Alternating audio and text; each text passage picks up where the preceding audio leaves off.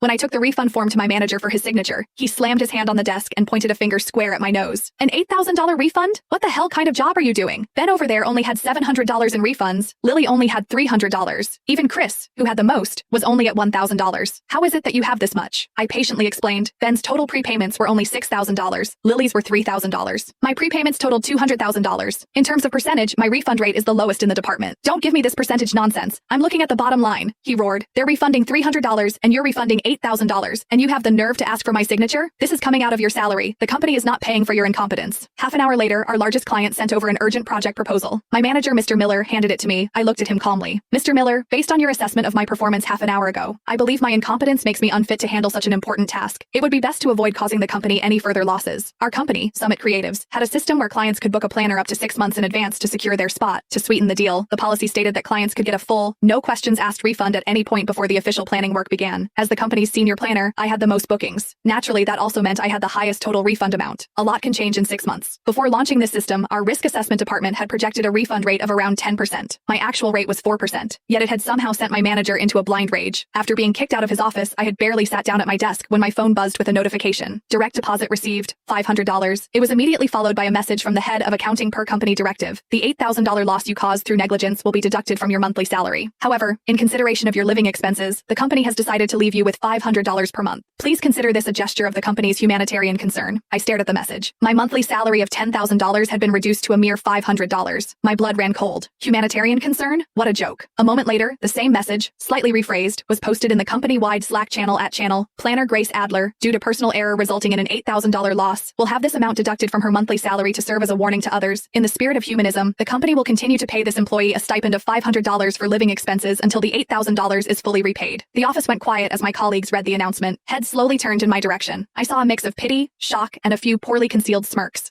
It didn't take long for the sycophants to chime in on the Slack channel. Wow, still making sure an employee who messed up has living expenses covered. Our company really is like a family. Mr. Miller is so considerate. Grace is so lucky to have a manager like you. I typed a cold reply. You can have my good fortune if you want it. The channel went silent. A minute later, Mr. Miller responded directly. At Grace Adler, are you suggesting you shouldn't be held accountable for the $8,000 loss your mistake caused? I replied, could you please specify exactly what my mistake was? Complete silence. 10 minutes later, Mr. Miller posted another official announcement in the channel, his anger palpable in every word. At channel, after an internal performance review, Senior Planner Grace Adler has been deemed incapable of handling significant responsibilities. Effective immediately, she is demoted to the position of junior designer. Her base salary will be reduced to $2,000 per month, and she will be ineligible for any commissions for the next 3 months. I stared at the message and let out a cold, humorless laugh. Not only was the baseless salary cut illegal, but a $2,000 monthly salary was well below the state's minimum wage. I quietly took a screenshot. Evidence.